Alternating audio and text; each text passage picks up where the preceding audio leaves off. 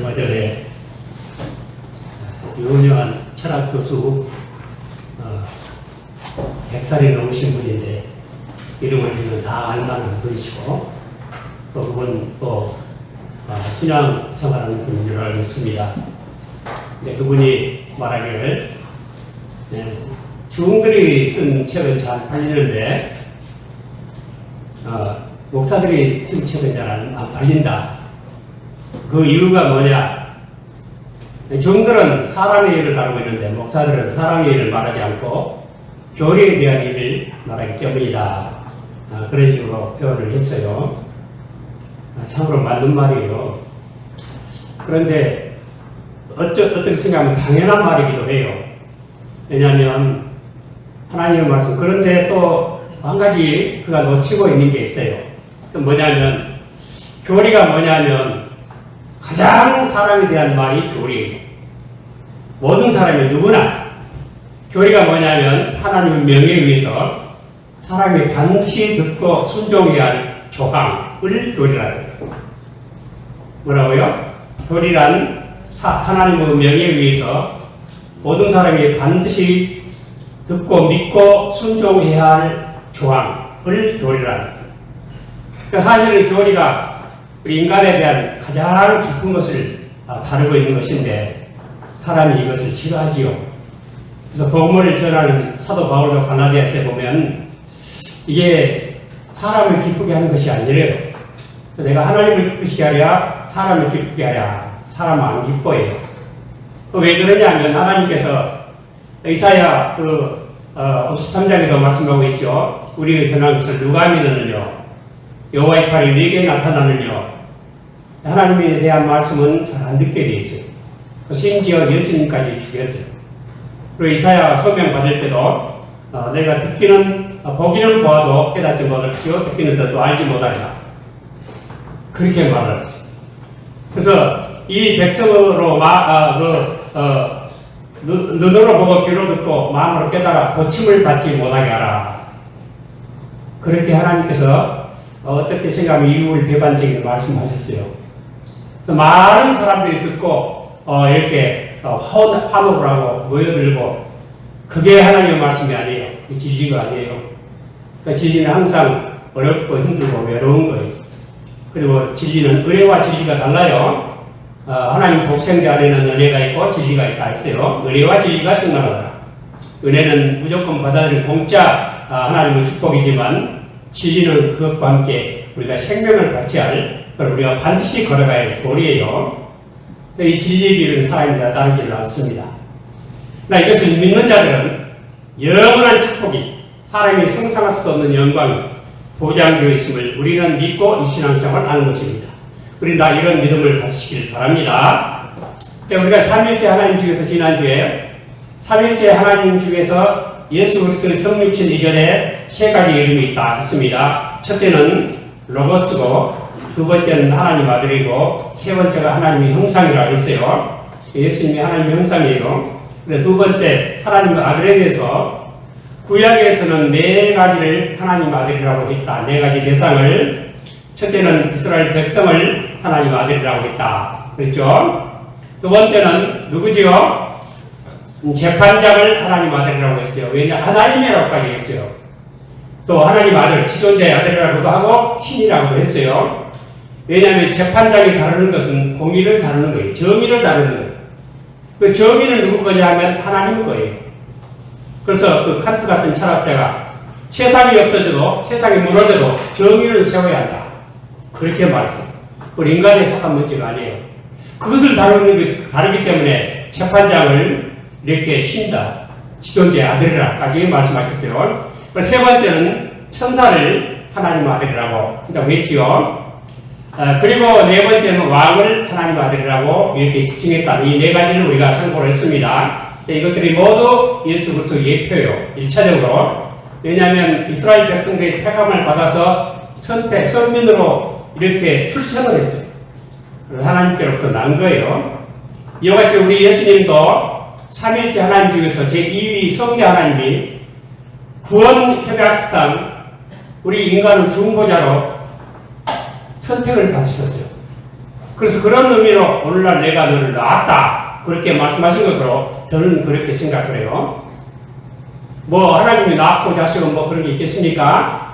구원협약에서 그러니까 우리가 은혜 언약으로 구원을 받죠. 행위 언약이 아닌. 이 은혜 언약이 그 어디서 나오느냐 하면 구원협약에서 나와요.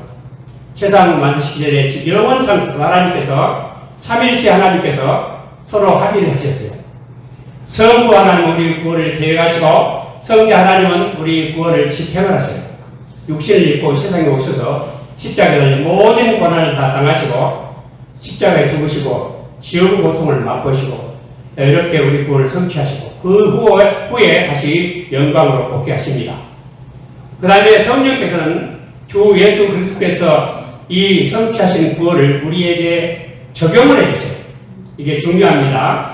적용이 중요합니다. 적용이 없지는 구원이 아니에요. 이 적용을 알기 쉽게 말하면 이런 거예요. 나사로가 죽었어요. 예수님께서 가셔서 뭐라 하셨죠? 죽은 나사로를 향해서 나사로야 나오너라 그랬죠? 나사로야 나오라. 어디 사람 놀리는 거예요? 죽은 사람부터 나오라. 죽은 사람부터. 그런데 나와요 안 나와요? 나오죠. 그럼 나사로가 자기가 한 거예요? 나사로야 나오라 하는 그 명령이 집행이 되고 적용이 되는 거예요. 누가 적용을 했을까요? 성령께서 하시는 거예요. 이와 같이 우리가 믿음을 가지는 것도 예수님을 주라고 신하게 되는 것도 오직 성령의 역사라면 그렇게 된다고 고린도전서 12장 3절을 잘 말씀하고 있어요. 우리가 예수 믿는 것 자체가 성령 받은 증거인 줄로 또한 확실히 믿으시기를 바랍니다. 우리 안에 성령이 계시지 않다면 우리 예수 믿을 수도 없고 우리 하나님의 자녀가 아니에요. 성령은 우리를 이렇게 구원해 주실 뿐 아니라 하나님의 자녀가 되는 특권까지도 이렇게 주십니다. 그리고 이와 같이 예수 그리스도에게 이 하나님 아들이 이 이스라엘 백성 재판장 천사는 하나님의 심부름꾼이에요. 예수님도 보내심을 받은 심부름꾼이에요. 하나님의 말씀 전하지요. 예수님도 하나님을 알게 하시기 위해서 선지자로 이렇게 오셨어요. 그리고 왕은 당연히 이 시편 1편 7절에 있는 말씀대로 오늘날 내가 나를 낳았다 하는 그 말씀대로 예수님께서 왕 되신 것을 이렇게 이 예표하고 이 예표라 그래요. 예표와 상징이 다르다 그랬죠. 상징은 그냥 의미가 있다는 거죠. 빗대어 놓고 한 의미가 있다는 거고 예표는 역사적인 사실이 있다는 거예요. 그래서 이 예수님은 왕들은 예수님이 예표였어요. 그런가 동시에 또한 그것이 우리 성도도 예표도 된다. 우리도 택함받아서 하나님의 택한 백성이 되었고 갈라디아서 6장 16절대로 하나님의 이스라엘이 되었다. 그러죠. 그리고 우리가 재판장이죠. 고린도전서 3장에 잘 나옵니다. 6장에 나오죠.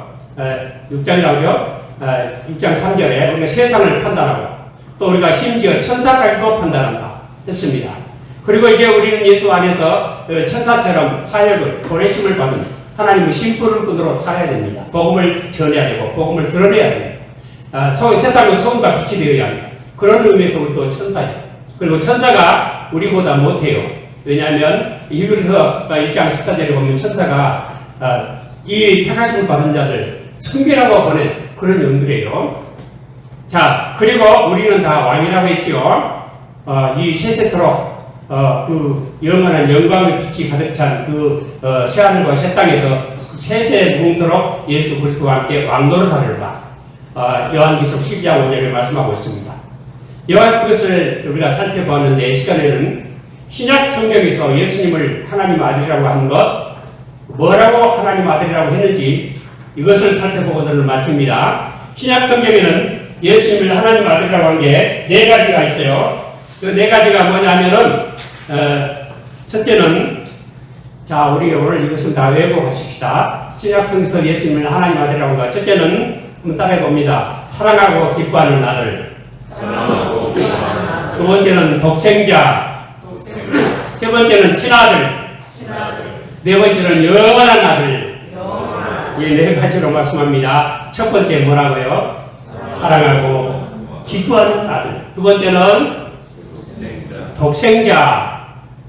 세 번째는 친아들. 네 번째는 영원한 아들이라 그런다 이 말이요. 자, 그 증거가 뭐냐? 첫째로 오늘 본문 말씀 보면은 자, 다 같이 다시 한번 봉독해 보실까요? 말을 할 때 호련히 빛난 구름이 저희를 덮으며 구름 쉬어서 소리가 나서 그러되 이는 내 사랑하는 아들이요 내 기뻐하는 자니 너희는 저희 말을 들으라 하는지라. 어디에서 하신 말씀이에요? 마태복음 17장인데 그게 어디에요? 이 말씀하신 데가 변화산이요. 예수님의 용모가 변화가 돼요. 트랜스폼, 변모를 하신 거예요. 완전히 그냥 얼굴이 그냥 해같이 변하시고 옷이 그냥 세상에서 그렇게 이게 그런 것이 없는 그런 하얀 옷을 입으시고 변화해서 나타나실 때 그때 그것을 보고 베드로가 정신이 헷갈하겠죠. 그래서 장막 셋 짓는다고. 누구를 위해서? 모세를 위해서. 하나는 모세를 위하여, 하나는 엘리야를 위하여, 하나는 주를 위해서 내가 장막 짓겠습니다. 그럴 때 하늘에서 소리가 났어요. 이 사람아, 장막 짓지 말고 너희는 저희 말을 들어라. 듣고 순종하라. 그런 메시지죠. 그때 이는 내 사랑하는 뭐예요?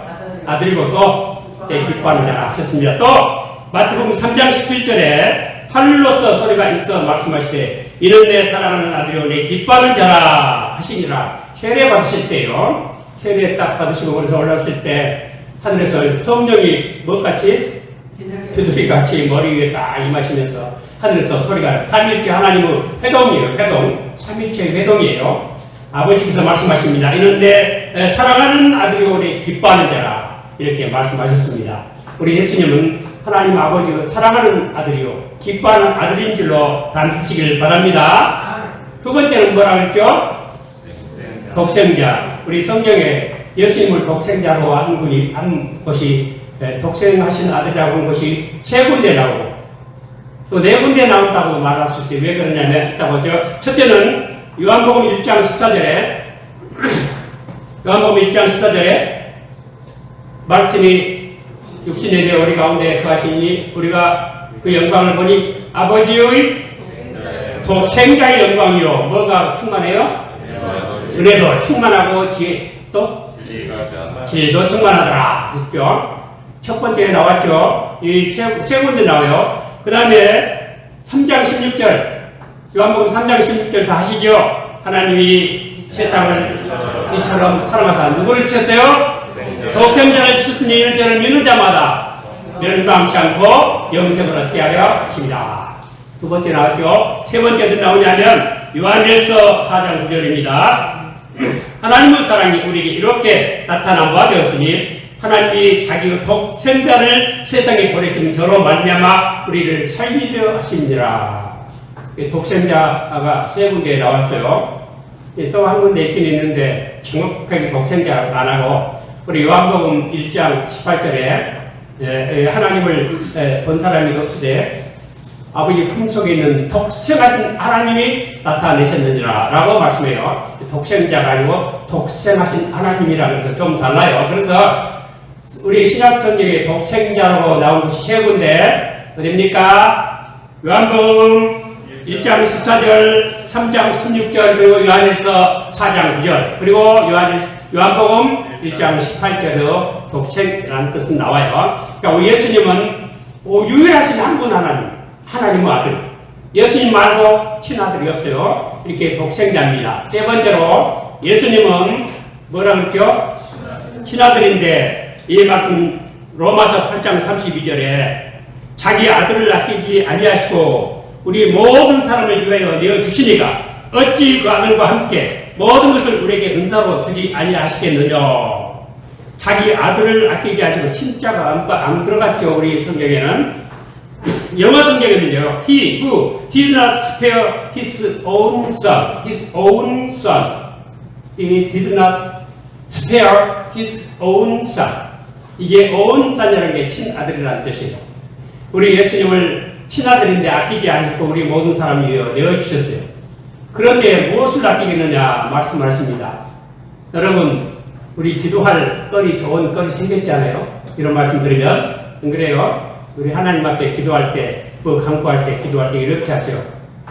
하나님 친아들도 아끼지 아니하셨는데 뭘 더 아끼려고 하십니까? 다 주십시오. 이렇게 기도하시기 바랍니다. 이 말씀 로마서 8장 32절 이 말씀은 내가 친아들도 줬는데 너희들에게 더 이상 아낄 카드가 없다. 그런 뜻이에요. 구하는 자에게 다 주실 줄 믿으시기 바랍니다. 믿음이 없으니까 구하지 않고 응답을 받지 못해. 그럼 되겠습니까? 친아들도 아끼지 않으신 하나님 뭘 더 아끼시려고 하십니까? 다 주세요. 기도하시면 허락해 주실 줄로 믿습니다. 우리 신앙의 생활은 믿음의 삶이에요. 믿는 대로 내 믿음대로 될지어다. 이런 축복을 반드시 우리가 실천적으로 누리시기를 축원합니다. 그 다음에 이제 네 번째 무슨 아들? 영원하신 아들입니다. 이 요한복음 17장 5절에 아버지여 창세전에 내가 아버지와 함께 가졌던 영화로서 지금도 아버지와 함께 나를 영화롭게 하옵소서. 아버지여 창세전에는 시간이 출발하지 않을 때 영원 세상을 말합니다. 창세전에는 시간이 없어요. 시간은 언제부터 시작됐습니까? 네, 태초에 성경 첫머리가 시간이 깨끗할 때 그 뜻이에요. 태초에 하나님이 천지를 창조해 시간의 시작을 말해요. 그러니까 창세전에는 시간이 없을 때는 무슨 상태? 영원 상태. 그때 아버지와 함께 영화롭게 영광스럽게 계시다는 뜻이에요. 바로 영원하신 아들입니다. 그리고 요한복음 17장 24절 아버지여 내게 주신 자도 나 있는 곳에 나와 함께 있어 아버지 창세 전부터 나를 사랑하심으로 내게 주신 나의 영광을 저희로 보게 하시기를 원하옵나이다. 이거 지금 요한복음 17장은 무슨 장이죠? 요한복음 11장은 예수님의 대제사장의 기도라 그래요. 무슨 대제사장의 기도장이에요. 무슨 장? 네, 요한복음 13장부터 시작해가지고 제자들 가르치시고 14, 15, 16장은 다락방 설교예요. 다락방 강화라. 포럼 디스코스. 다락방. 이 제자들하고만 은밀히 말씀하신 건 우리가 강화라 그러고 대중 앞에 하는 것을 설문이나 설교라고 그래요. 다락방에 설교하시고 기도하시는 거예요. 이 17장이에요. 그런데 예수님께 주신 태감받은 백성들 우리 예수 믿는 영원부터 계신 영광스러운 가서 함께 가서 그 영광 좀 보게 해주소서 하는 그런 기도예요. 우리가 예수 그리스도 영광을 다 보게 될 줄로 믿으시기를 바랍니다. 우리 예수님의 영광스러운 모습을 다 증거할 수가 없어요. 너무나도 아름다운 그런 말씀들이 너무 많기 때문에요. 그런데 우리 이 예수님의 말씀을 누가 믿고 누가 안 믿었을까요? 예수님이 하나님이라고 하는 이 진리를 누가 잘 믿고 누가 잘 안 믿었을까요? 예를 제가 들어볼게요. 아주 높은 지도자가 잘 믿고 아주 낮은 마귀가 귀신들이 더 잘 믿었을까요? 아주 높은 사람들이 더 잘 믿었을까요? 종교 지도자가 더 잘 믿었을까요? 아니면 귀신들이 더 잘 믿었을까요? 네? 어때요? 이거 아주 무서운 말씀이에요. 최고 종교 지도자들이 안 믿어요. 예수님이 왜 죽으신 줄 아세요? 예수님이 하나님 아들이라고 해서 죽였어요. 안 믿고. 누가? 그때 당시에 대지사장들, 장로들, 서기관들, 높은 사람들, 모든 종교 지도자들이 모여서 예수님이 하나님 아들이라고 그러니까 그래서 죽였어요. 마태복음에 보면은 26장 63절에 예수께서 잠잠하시거든 대제사장이 가로되 내가 너로 살아계신 하나님께 맹세하게 하노니 내가 하나님 아들 그리스도인지 우리에게 말하라. 그러니까 예수님께서 뭐라고 답하시냐면 예수께서 가라사대 내가 말하였느니라. 내가 말했다. 내가 하나님 아들이라고 네가 지금 말했다. 그러나 내가 너에게 이르니 이후에 인자가 건너고 우편에 앉은 것과 하늘 구름을 타고 오는 것을 너희가 보리라 하시니 이에 대지사장이 자기 옷을 찢으며 가로되 이 참남한 말을 들었도다 생각이 어떠하냐고 대답하여 가로되 저는 사형에 해당하니라 하고 군중들을 유도를 해요. 그러니까 대지사장 최고 하나님 잘 믿는다고 한 종교 지도자들이 안 믿어요. 근데 누가 믿었다고요? 귀신 중에도 제일 나쁜 귀신이 근대 귀신이에요. 떼거리가 많아서 더 안 믿죠? 그런데 이 마태복음 8장 29절에 보면은 예수님께서 그 가다라 지방에 이렇게 가는데 거기 가다라 지방이 육부인가 봐요. 그 무덤이 있는데 거기에 귀신 들린 자가 하나 있어요. 얼마나 무서운지. 귀신도 군대가 떼 귀신이 들어가지고 힘이 너무너무 세서 쇠고랑으로 벌방으로 다 끊어버려요. 소리를 지르고 자기 몸을 상하고 아주 너무 무서워서 사람도 못 지나가는데 예수님이 지나가시다가 그 다 아시고 미리 조용히 말씀하신 것 같아요. 속으로 귀신아 나가라 그랬어요. 그러니까 귀신이 그걸 알고 그대로 뭐라고 하냐면은 마태복음 8장 29절에 이에 저희가 소리 질러 가는데 하나님의 아들이여 우리와 당신과 무슨 상관이 있나이까 때가 이르기 전에 우리를 괴롭게 하라고 여기 오셨나이까 하더니 하나님의 아들이라고 고백을 해요. 그러면서 기도를 해요. 응? 마가복음에 가면은 제발 이 지방에서 나가지 말라고 좀 해주세요. 그리고 누가복음의 8장에 보면은 제발 무적행이 좀 들어가지 말라고 하지 해주세요. 기도해요. 귀신이. 근데 무적행이 뭐죠? 무적행이 무슨 뜻이에요? 밑이 없는 함정, 구덩이. 한없이 빠져내려가도 끝이 안 보이는 그런 함정에 들어가는 거예요. 거기 좀 들어가지 말라고 해주세요. 그러는 거예요. 만약 예수님께서 무적행으로 들어가라 그러면 어떻게 됐을까요? 귀신들이 걱정을 해요? 안 해요? 걱정해요? 안 해요? 순종해요. 그러니까 귀신이 하나님도 알고 예수님 하나님 아들인 것도 알아요. 순종도 해요. 그래서 기도해요. 간구를 해요. 그런데 그들은 왜 믿어도 그렇게 구원받지 못할까요? 하나님과 상관이 없기 때문에. 당신과 내가 무슨 상관이 있나니까 이미 은혜 언약에서 하나님은 그의 계약 언약에서 떠나 있는 그런 존재들이에요. 하나님의 언약 밖에 있는 사람은 소용없어요. 여러분 그래서 이걸 가만히 생각을 해보세요. 제일 높은 사람 종교 지도들은 안 믿고 떼귀신은 믿었다. 하나님 안다. 이거 얼마나 큰 모순이에요. 그런데 가만히 생각을 해보니까요. 지금 세상이 지금도 그런 것 같아요. 제일 높은 종교 지도자가 안 믿어요. 제 생각에는 그래요. 제 혼자 생각이요. 이 제일 안 믿는 사람이 누구냐? 로마 교황이라고 생각해요. 로마 교황. 로마 교황이 하나님 제일 잘 믿는 것 같죠? 아니에요. 제일 안 믿어요. 여러분 그 영국에서 나온 그 Papal Blessings and Curses라는 그 글을 보니까 그 교황의 축복 기도와 저주라는 그 글이에요. 그 몸이 보니까 70가지 사례가 나왔는데 교황의 축복을 받은 사람들, 왕들, 뭐 군대들 다 저주를 받았어. 그래서 우리가 잘 아는 대로 몇 사람 얘기를 하자면은 그 케네디 대통령 천주교 신사라죠. 케네디 대통령 교황의 축복을 받았는데 어떻게 됐죠? 암살당하고 말했죠. 그리고 닉슨 대통령도 교황의 축복을 받았는데 어떻게 그 사건으로 불명예 퇴진을 했죠? 그리고 또 포드 대통령도 카트에 대해 떨어졌어요. 카트 대통령이. 근데 카트 대통령 크리스찬인데 이 사람이 또 교황을 중재하고 찾아다니고 또 그랬어요. 그래요. 카트 대통령이 여지없이 그 레이건 대통령한테 그냥 큰 차로 낙선하고 말이에요. 그리고 일본의 오이라 수상도 이 교황의 축복을 받았는데 심장마비로 죽고 말았어. 가만 생각을 해보니까 그 책에는 안 나오는데 우리나라도 교황이 왔었는데 내가 봤어요. 그 광화문에서 봤는데 그 차를 타고 풍카 타고 가는데 다 유리로 된 방탄병으로 딱 유리로 된 거 하고 거기 딱 서가지고 하늘하면서 갔어요. 그때가 박정희 때였어요. 박정희 대통령은 어떻게 됐죠? 어떻게 됐어요? 죽임을 당하고 말했죠. 총살당했죠. 고아에게. 교황의 축복을 받은 자는 다 이렇게 됐다는 70가지 사례를 써놨다. 하나님 안 믿는 사람. 그러나 교황의 저주를 받은 루터 같은 사람은 복음의 승리자였죠. 종교개혁을 일으켰죠. 이 로마 교황이 제일 하나님 안 믿어요. 그래서 지금 뭐라는 줄 알았죠? 에큐메니칼 해가지고 온 세계 종교 하나 되게 하자. 불교도 좋고 달라이 라마도 좋고 다 좋고 다 하나 되자. 그런데 천주교를 하나 되자 이거예요. 그래서 그걸 다 기도하자. 그리고 전도하지 말자. 너는 너대로 믿고 난 나대로 믿고 절대로 전도하지 말자. 여기서 차별금지법이 나온 거예요. 차별금지법 여러분 무섭죠?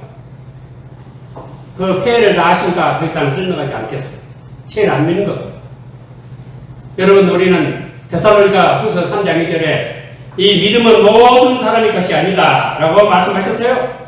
아무나 믿는 게 아니에요. 교권이 높다고 믿어지는 게 아니에요. 낮다고 못 믿는 것도 아니에요. 그래서 이 아무나 믿는 게 아닙니다. 이 사람은 디 얼티메이트란 말인데 자기를 궁극자화 시키는 경향이 있어.